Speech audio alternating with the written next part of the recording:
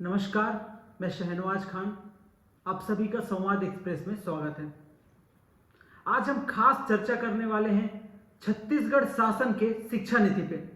जी हाँ, मैं बात कर रहा हूँ शिक्षा नीति के बस्तर में, जो शिक्षा नीति द्वारा बस्तर में यहाँ के स्थानीय आदिवासी बच्चों को पहली से लेकर 5वीं तक के बच्चों को स्थानीय भाषा में पढ़ाए जाने वाली किताबों के बारे में।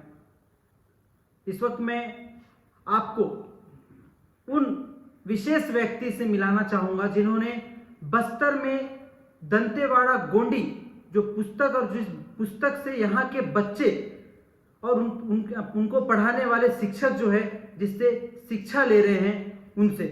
जी हाँ, मैं बात कर रहा हूँ। इस वक्त हमारे साथ मौजूद है सिकंदर खान, जिनको प्यार से दंतेवाड़ा के लोग दादा जोगाल के नाम से जानते हैं। जी, आपका संवाद एक्सप्रेस पे स्वागत है। शुक्रिया, धन्यवाद। सबसे पहला एक खुशी का इस वक्त समय है क्योंकि दंतेवाड़ा के स्थानीय लोगों को उनकी अपने भाषा में, गोंडी भाषा में किताब पढ़ाया जाएगा। एक केवल पढ़ाई नहीं बोल सकते, इसको कहीं ना कहीं उनके विकास की एक पहली कदम होगी। इस आपने दंतेवाड़ा गोंडी की जो किताब लिखी है उसमें कहीं ना कहीं बड़ी कठिनाइयों का आपको सामना करना हो कि आपने किया होगा, और इस बुक को लिखने में विशेष रूप से किस चीजों को, किस बिंदुओं को लेकर आपने इस बुक को लिखा? वैसे अभी नहीं, कम से कम हो गए इसके 6-7 साल जब हमने शुरुआत की। वैसे तो 10-12 साल से इसके लिए प्रयास चल रहा है। छत्तीसगढ़ शासन की महत्वाकांक्षी योजना रही है। पहले भी क्या है, कक्षा 3री, 4थी और 5वीं के लिए हमने जो पाठ से पहले के उन पाठों को अनुवाद किया। तो जैसे कुछ कविताएं हैं, कुछ पाठ पहला, दूसरा, तीसरा पाठ इस प्रकार से अनुवाद किया, वह चल रहा था। मगर अभी बघेल साहब के आने के बाद, मुख्यमंत्री जी के आने के बाद यहाँ पर एक नई शुरुआत हुई है। हमने जो पाठ्यक्रम था SCERT द्वारा तैयार की गई पाठ्यक्रम, उसमें कक्षा 1ली एवं 2री के लिए हिंदी तो है ही है, साथ में हमने गोंडी के पाठ्यक्रम तैयार किया। मैं और मेरे साथी यहाँ के शिक्षकों ने, हम लोग मिलकर यहाँ डाइट में हमने बैठकर वो पुस्तकें हमने तैयार की, कक्षा 1ली और 2री। ये पुस्तकें आप देखेंगे हल्बी में है, गोंडी में है, क्योंकि ये जब पहला बच्चा पढ़ना शुरू होगा, बच्चा पढ़ेगा तो सबसे पहले तो प्राथमिक शिक्षा हासिल करेगा। उसी के लिए कक्षा 1ली और 2री के लिए हमने पुस्तकों का निर्माण किया है। और ये अनुवाद नहीं है, बल्कि कक्षा 1ली और 2री में पूरा सिलेबस में खासकर गोंडी और हल्बी को दिया है, जिससे बच्चे सीख रहे हैं और दिल से सीख रहे हैं। एक चीज़ और मैं बताना चाहूँगा कि पहले इसके लिए बहुत परेशानी हुई थी, कठिनाई हुई थी। लोग नहीं समझते थे कि ये गोंडी और हल्बी में हमको, हमारे बच्चों को पढ़ाया जा रहा है, क्यों ना हमको हिंदी और अंग्रेजी सिखाया जाए। तो ये तो हमने कहा कि भाई गोंडी तो बच्चा जन्म से ही सीखता है, माँ बाप से सीखता है, हल्बी भी सीखता है। इसी किस्म से ये पुल का काम करेगा, ब्रिज का काम करेगा आगे पढ़ने के लिए, आगे बढ़ने के लिए। जैसा आंध्र प्रदेश में बच्चा तेलुगु से सीखता है, उड़ीसा में देखते हैं आप बच्चा उड़िया से सीखता है, तो आपके बच्चे भी गोंडी से सीखेंगे।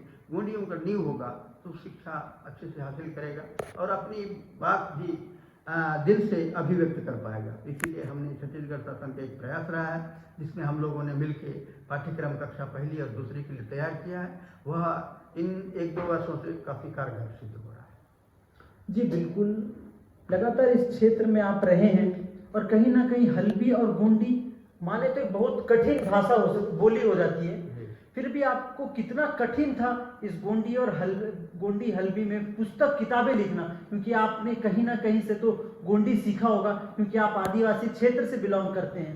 बस बात यही है, क्योंकि आप आदिवासी क्षेत्र से बिलोंग करते हैं। हाँ, वो मैं बता दूँ, मैं मुस्लिम परिवार से जरूर हूँ, किंतु मेरी जो प्राथमिक शिक्षा हुई है, मेरे दादाजी ने मुझे स्पेशली जगरगुंडा जैसे गांव में मुझे पढ़ाया है। वहाँ उनकी मंशा थी कि हिंदी और उर्दू में तो सभी लिखते हैं, पर मेरा पोता पढ़ लिख कर आगे बढ़कर इन गोंडी आदिवासी बच्चों के लिए, हल्बी बच्चों के लिए, दोरली बच्चों के लिए कुछ करेगा। इसलिए मेरी शिक्षा, प्राथमिक शिक्षा जगरगुंडा जैसे ग्रामीण इलाके में हुई। वहाँ मैंने अपने सहपाठियों के साथ मैंने गोंडी, हल्बी, दोरली, इन सब भाषाएं, तेलुगु, ये सब भाषाएं मैंने सीखी, बोलियाँ सीखी, भाषाएं सीखी। और वह मेरे लिए मील का पत्थर साबित हुआ। आगे चलकर मेरी दादी भी एक गायिका थी, छोटी मोटी गायिका थी, वो गाती थी, उसकी लोरी ने मुझे प्रभावित किया और मैंने इन भाषाओं में लिखने का प्रयास किया और मेरी प्रयास अच्छी थी और मैं समझता था जो भी चीज़ मैं हासिल किया उन बच्चों में बांट रहा हूँ। जी बिल्कुल। अभी हमने देखा आपने राष्ट्रीय स्तर पर, अंतर्राष्ट्रीय स्तर पर आपने कई सारे अवार्ड लिए हैं, फिर भी जब एक किताब की अगर हम बात करें, गोंडी किताब की, एक कहाँ तक कठिनाइयों से भरा सफ़र रहा इसमें, और एक बात करें यहाँ की बच्चों की, जो बच्चे यहाँ के ग्रामीण क्षेत्र के बच्चे, वो कहीं ना कहीं घर से, अपने परिवार से, अपने माता पिता से गोंडी हल्बी बोलना सीखना जान लेते, और लेकिन जब पाठ्यक्रम में इसको लाया गया तो पाठ्यक्रम में कितना कठिन था शिक्षकों को उस चीज़ को सीखना, पढ़ाना।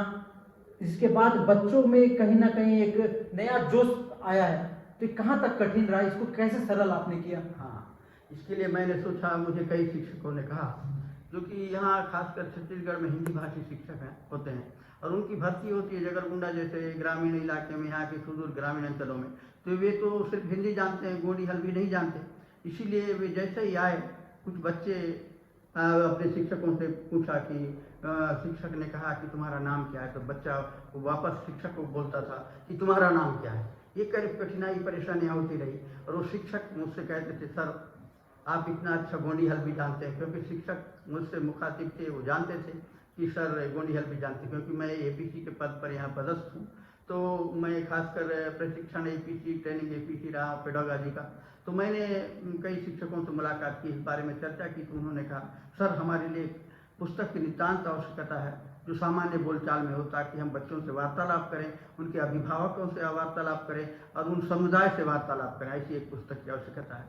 तो मैं खुद स्वयं होकर और मेरे कुछ मित्रों के साथ मैंने एक गोंडी में एक छोटी सी पुस्तिका तैयार की, गुरु मित्र इसका नाम है। उसमें सामान्य बोलचाल की भाषा है, सामान्य बोलचाल में हम एक दूसरे से बातचीत कर सकते हैं, साथ ही शिक्षक बच्चों से भी वार्तालाप कर सकता है, साथ ही उनके माता पिता से वार्तालाप कर सकता है, एसएमसी के सदस्यों से बैठकर भी वार्तालाप कर सकता है। इतनी सुगम छोटी सी पुस्तिका मैंने तैयार की, साथियों के साथ मिलकर वह पुस्तिका बहुत कारगर साबित हो रही है हमारे हिंदी भाषी शिक्षकों के लिए। ये है जी बिल्कुल। शिक्षकों के लिए गुरु मित्र और बच्चों के लिए पहली से लेकर 5वीं तक के जो किताब आपने लिखी है, क्या जो ये बुक है ये लगातार हम इसको लेकर शिक्षा के क्षेत्र में कहीं ना कहीं हम नाम कमा भी रहे हैं, तो क्या लगता है इस आगे भविष्य में इस पाठ्यक्रम को आगे बढ़ाया जाएगा, 6वीं से 8वीं तक किया जाएगा, ऐसा कुछ आगे का जो ये होता है बुक में शिक्षा को लेकर इसकी जो नींव आपने रखी है वो आगे किस तरह साबित होगा?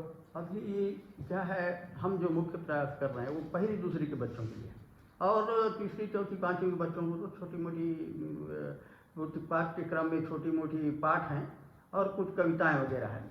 तीसरी चौथी पाँचवीं लोग के लिए तो हम प्रयास नहीं करेंगे, मगर कक्षा पहली और दूसरी के लिए ये सार्थक होगा, क्योंकि बच्चा जब घर से आता है तो अपनी भाषा गोंडी और हल्बी में बात करता है और उसके अनभिज्ञ रहता है। तो हम पहली और दूसरी के लिए जो हम पाठ्यक्रम तैयार कर रहे हैं, एससीईआरटी ने जो पाठ्यक्रम तैयार किया, निर्धारित किया है, उसी के अनुसार जो पाठ्यक्रम बन रहा है, इसमें सुगमता होगी कि बच्चा मुख्य धारा से जुड़ने के लिए पहली और दूसरी कक्षा में आ जाएगा और वो पढ़ने लगेगा, धीरे हिंदी में आगे पढ़ने लगेगा, बढ़ने लगेगा, तो वो बहुत अच्छा होगा। ये हमारी मंशा है और छत्तीसगढ़ शासन भी यही चाहती है कि क्यों ना हम उसको बच्चों के लिए बेस बना दें, पहली दूसरी में आ जाए बच्चा तीसरी में, तो वो हिंदी धीरे धीरे सीखने लगेगा, मुख्य धारा से जुड़ने लगेगा। उसके लिए मैंने भी कोई एक प्रयास किया है। हम जैसे बच्चे हैं, बच्चा जैसा ए फॉर एप्पल होता है, एप्पल तो यहाँ है नहीं, आप जानते हैं एप्पल यहाँ नहीं है, इसीलिए हमने ए फॉर एंट यानी पेट्टे, ये जो हमने तैयार किया है। बी फॉर बॉय यानी पेका। ये अंग्रेजी कैसे सीखेंगे बच्चे, बिल्कुल सरलता से। वैसे देखिए सी यानी कैट यानी वेरका, बिल्ली, हमने चित्र दिया है। इस प्रकार से एक एक अक्षर के लिए, एक एक फ़ॉन्ट के लिए ये हमने ये तैयार किया, देखिएगा बिल्कुल सुगम है ये, क्योंकि यहाँ बच्चा सेब नहीं जानता, एप्पल नहीं जानता, कई चीज़ें जानता नहीं है, देखा नहीं है, तो क्या जाएगा। तो स्थानीय वस्तुओं से हमने तैयार किया, जैसे लीफ, आक, मैंगो, मरका, तुप्पा, नेस्ट, तुप्पा, ये चीज़ें छोटी छोटी स्थानीय वस्तुओं से, स्थानीय वस्तुओं के जरिए बच्चों को एक आकर्षित आकर्षक चित्र बना के इस पुस्तक को मैंने तैयार किया है। देखिए इसी प्रकार से ये देखेंगे वेजिटेबल्स, कुशीर जिसको गोंडी में कहते हैं वेजिटेबल्स है। वेजिटेबल्स के लिए आपा, वंगा, बैंगन, देखिए आलू माटी, काड़ेली, लोबिया, मुरामाटी, तोड़ेली, वेपू, ये सब चीज़ें आप देखेंगे। इसी प्रकार से एनिमल्स एंड बर्ड्स, भालू, माल, लुपिट्टे, इसके लिए भी देखिएगा ये एक एक जानवर का चित्र है। ये डॉग, टीके, वेरकार, पंडे, गोड, कोवे, एर्ज, डू, बर्रे, गोगोड़, देखिएगा कितना सुंदर चित्र बनाया गया है ताकि हमारे क्षेत्र के गोंडी भाषी बच्चे इनको आसानी से पढ़ेंगे और आगे बढ़ेंगे। क्योंकि गोंडी से सीखेंगे, उनको मैंने समुदाय को भी समझाया है कि आपका बच्चा गोंडी से सीखेगा तो जल्दी आगे बढ़ेगा, न सिर्फ वो हिंदी सीखेगा बल्कि अंग्रेजी भी आसानी से सीखेगा। ये हमारा एक प्रयास रहा है। देखिए ये 1 to 10 ओंड ले 10, ये भी मैंने इसमें देखिए ओंड एक, इधर हमने देखिए लाइन से है पूरे अक्षर, देखिए इसमें 4, नालू, एंग, आरू, क्योंकि इसमें ऐसा है ओंड से, जैसे ये द्रविड़ मूल की बोली है, गोंडी द्रविड़ बोली है, तो उसी कदम से ओंड, रेंड, मूंड, नालू, एंग, आरू, आरू के बाद ये 7 में आ जाता है, 7, 8, 9, 10, इस प्रकार से इसकी गिनती भी है। उसी किताब से हमने कीप द बॉडी क्लीन के बारे में कुछ बताया है, कुछ सफाई के बारे में सिखाया है। ये देखिएगा चित्र सहित है, ये चित्र के साथ साथ ये सब चीज़ें आसानी से सिखाई गई ताकि यहाँ का बच्चा न सिर्फ हिंदी सीखे, हिंदी के साथ आगे बढ़ने के लिए गोंडी भी सीखे। एक आसान पाठ्यक्रम हमने तैयार किया। जी बिल्कुल, स्थानीय लोगों को स्थानीय भाषा में जो शिक्षा देना, ये कहीं ना कहीं उनके शिक्षा स्तर को ही नहीं सुधार रहा बल्कि उनके जो बौद्धिक और मानसिक रूप से भी उनको विकसित कर रहा है। जी जरूर। अरे कितना कठिन है और आगे इसको लेकर चलना, क्योंकि एक बस्तर का क्षेत्र है और कहीं ना कहीं जो हम खुद और यहाँ के लोग भी दंतेवाड़ा को विश्व पटल पर देखना चाहते हैं और लगातार बहुत सारी काम भी दंतेवाड़ा में हुआ है। और कहीं ना कहीं एक सवाल लोग के भी मन में है और बहुत से परिवार के अपने मतलब बच्चों के गार्जियन को भी एक सवाल आया होगा कि हमारे बच्चा जब यहाँ पे पढ़ रहा है तो अभी जो कंपटीशन का दौर में हिंदी इंग्लिश को लोग चुनते हैं, तो इस तरह दंतेवाड़ा में गोंडी को चुना गया कि बच्चों को सिखाने के लिए। तो ये कहाँ तक सही लगा कि आपको पहली से लेके दूसरी तक तीसरी तक बच्चों को गोंडी में शिक्षा दिया जा रहा था? यह हमारा संविधान भी कहता है कि बच्चे को उनकी अपनी ज़बान, उनकी अपनी बोली से ही शिक्षा देनी चाहिए।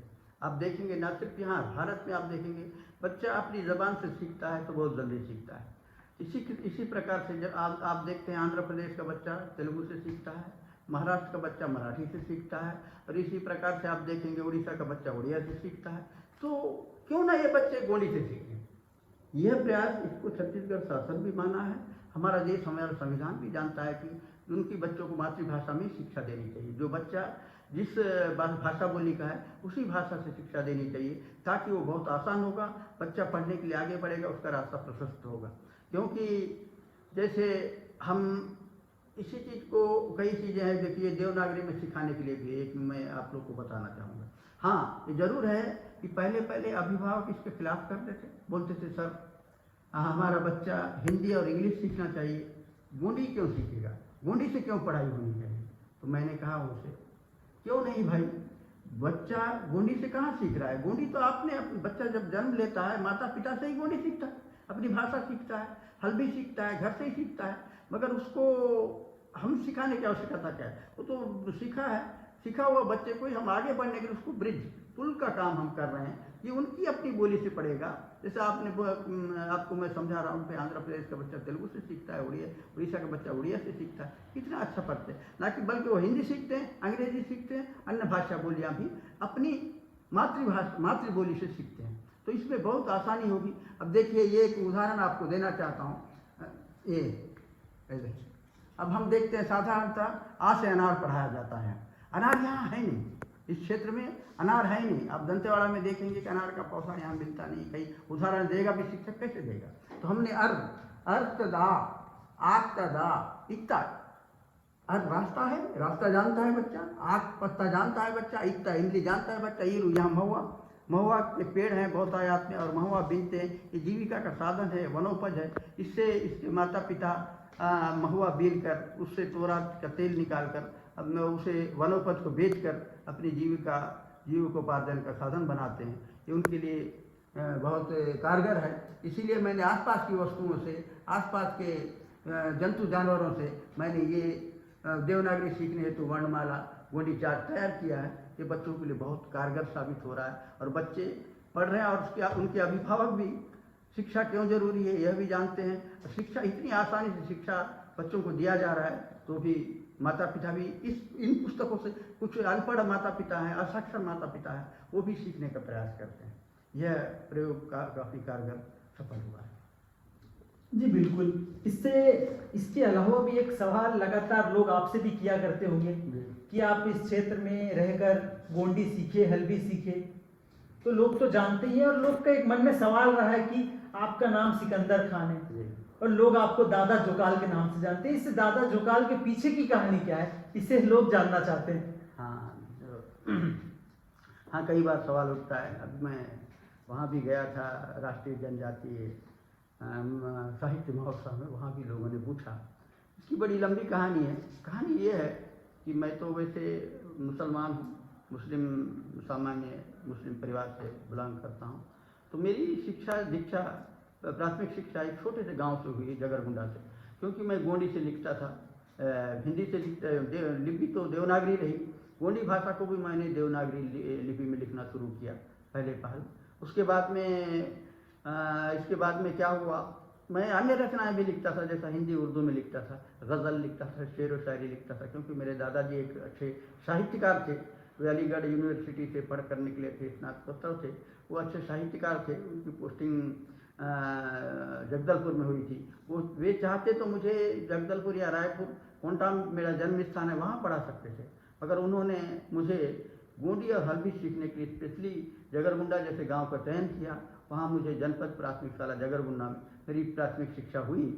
तो वहाँ से मैं पढ़ना लिखना शुरू किया और 5वीं तक पढ़ा। उसके बाद आगे की पढ़ाई मैंने भोपाल पटना क्षेत्र में किया। उसके बाद मैं हिंदी उर्दू में बहुत सा साहित्य लिखा और सिकंदर खान के नाम से ही शाया होती थी। उसके बाद क्या हुआ, मेरे उस्ताद सलीम साजिद साहब आज भी हैं, छुरा में हैं। वे रिटायर्ड रेंजर रहे हैं और वे हैं, जीवित हैं अभी भी। तो वो मेरे उस्ताद रहे। मुझे उन्होंने रजीफ, काफिया और कविताएं कैसी लिखनी है, गज़ल कैसी लिखनी है, ये चीज़ उन्होंने सिखाया। वो मेरे उस्ताद रहे हैं। तो मेरी जो पुस्तकें आती थी, जो मेरी कहानियाँ, गज़लें आती थी, जो भी आती थी, वो हिंदी या उर्दू में आती थी। तो मैं सिकंदर खान के नाम से लिखता था, क्योंकि जो मूल मेरा नाम था। उसके बाद क्या हुआ, एक कार्यक्रम था, पूसवाड़ा एक गांव पड़ता है, दोरनापाल, जो सुकमा ज़िले में आता है। दोरनापाल से जगरगुंडा जाते हैं, बीच में पूसवाड़ा गांव आता है। तो आज से करीब 50 साल पहले जब मैं छोटा था, तब वहाँ एक कार्यक्रम हुआ था। छोटा क्या था, लगभग 17-18 साल का था। तब वहाँ मेरा एक कार्यक्रम था, उसमें मेरे ही गीत थे, मेरी ही लिखी हुई नाटक थी, सब गोंडी में थे। और वहाँ मेरे उस्ताद आए थे, तो बड़ा वृहद कार्यक्रम था। तो वहाँ मेरे उस्ताद आए थे। उन्होंने कई लोगों से पूछा कि ये सिकंदर खान कौन है, इनका नाम कैसे है सिकंदर खान। तो जब गोंडी भाषी लोगों से, आदिवासी समुदाय के लोगों से पूछते थे वे इनका नाम क्या है, तो वो बोलते थे सिकदर, कोई बोलता था सिकंदर, कोई बोलता था सिकटराज, अलग अलग तरीके के नाम वो बोलते थे। तो उन्होंने कहा, यार भाई साहब, ये कैसा है, आप लिखते हैं इनके लिए गोंडी में और ये आपका नाम नहीं जानते, तो इसका मतलब क्या है। कोई सिकदर बोलता है, कोई सिकंदर बोलता है, कोई सिकटराज बोलता है, क्या क्या बोलता है। ऐसा नाम रहे कि क्या फ़ायदा, जिनके लिए आप लिखते हैं वही आपका नाम नहीं जानते। तो कई लोगों से पूछे। उसके बाद में एक सज्जन, एक बुजुर्ग थे उस वक्त में, तो बुजुर्ग से पूछे, वहाँ पेद्दा यानी पटेल कहलाता है, सियान इधर आओ, इनका नाम क्या है। कई लोगों से पूछने के बाद उनसे पूछे तो उन्होंने कहा, वेर माँ दादा जोकाल, ये हमारे साथी भाई हैं। उन्होंने कहा वेर माँ दादा जोकाल। तो उस दिन से मेरा नाम उन्होंने दादा जोकाल रख दिया।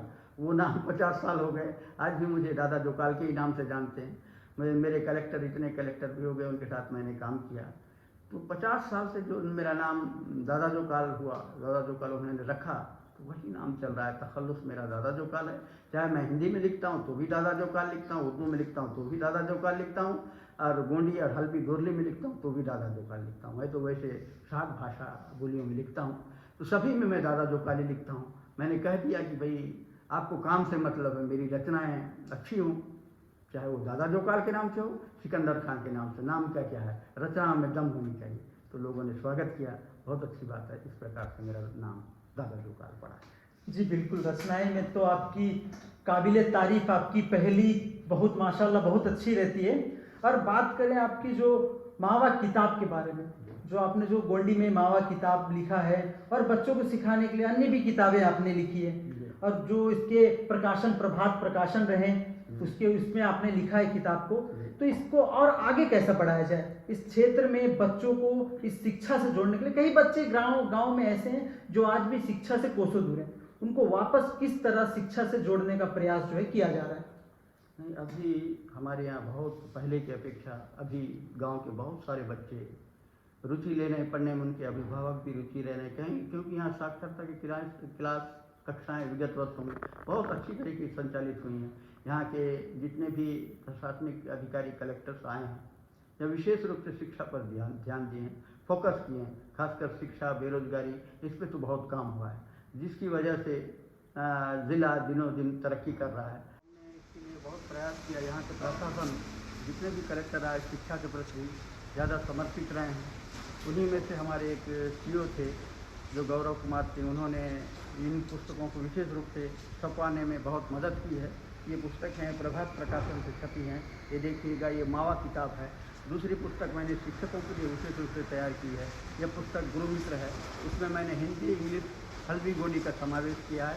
ये बच्चों के लिए इंग्लिश सीखने और शिक्षकों के लिए गोंडी हल्बी सीखने बहुत कारगर साबित हो रही है। इसी प्रकार से बाकी परेशानियां तो आती हैं, मगर परेशानियों के अलावा भी यहाँ काम किया जा सकता है। यहाँ काम करने का बहुत बड़ा स्कोप है, और इसमें अभिभावक और बच्चे गोंडी हल्बी सीख रहे हैं, आगे बढ़ रहे हैं, और इसमें दिन ब दिन शिक्षा के क्षेत्र में बहुत विकास हो रहा है।